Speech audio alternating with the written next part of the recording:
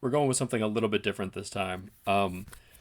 This children's book is one of my favorite tools to use in the classroom for teaching second person narration. And something happened at work today that made me think of this book, so I picked it up off my shelf and brought it home so that I could share it with you guys.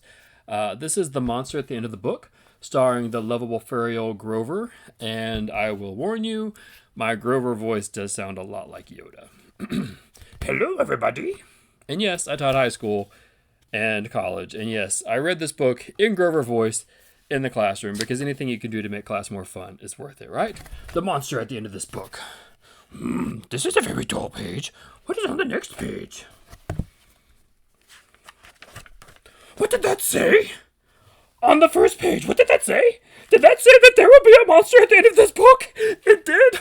Oh, I am so scared of monsters. Shh. Listen. I have an idea. If you do not turn any pages, we will never get to the end of this book. And that is a good thing, because there is a monster at the end of this book. So please, do not turn the page.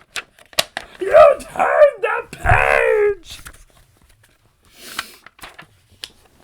Maybe you do not understand. You see, turning pages will bring us to the end of this book, and there is a monster at the end of this book.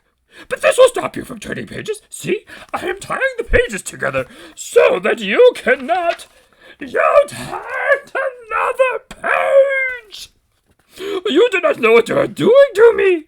Now stop turning pages! There! I, Grover, am nailing this page to the next one so that you will not be able to turn it, and we will not get any closer to the monster at the end of this book. Tap, tap, bang, bang. All right.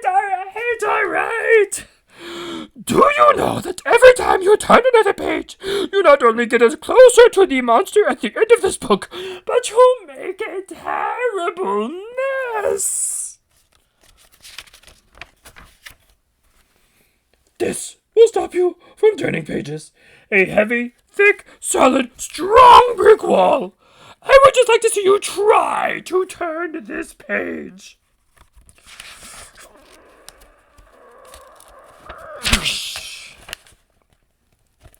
Do you know that you are very strong?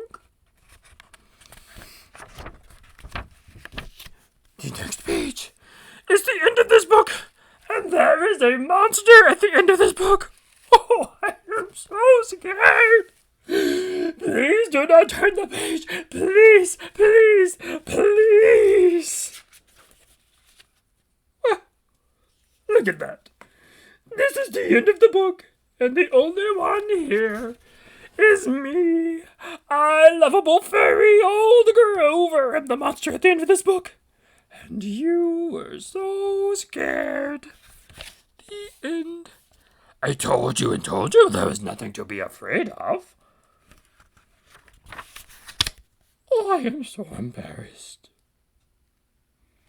Okay. So if you share this book with your students, you absolutely have to read it in voice. You have to be ridiculous and silly because they will not forget it and they will laugh at you, but you can't carry your pride into the classroom. So if you don't remember, second person point of view is when the narrator speaks directly to the reader, as in letters or now text messages. And we don't see a whole lot of literature written in second person because it's hard to do and it's very unconventional. I can think of a couple of short stories. There's one called The Cousins by Joyce Carol Oates. I just lost the name of the other one. Oh, one of my favorite short stories is called Orientation. And there's another one that I love called How to Become a Writer that's on my homepage on my YouTube channel. But these are great tools to use for teaching second person narration. It is something that the students need to learn. This is a fun way to do it. They won't forget it. And it's really silly to act like a fool in front of your students.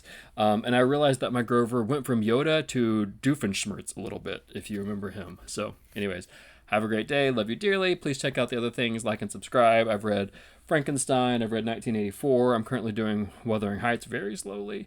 I've got about 100 poems that I've read on my channel and quite a few short stories.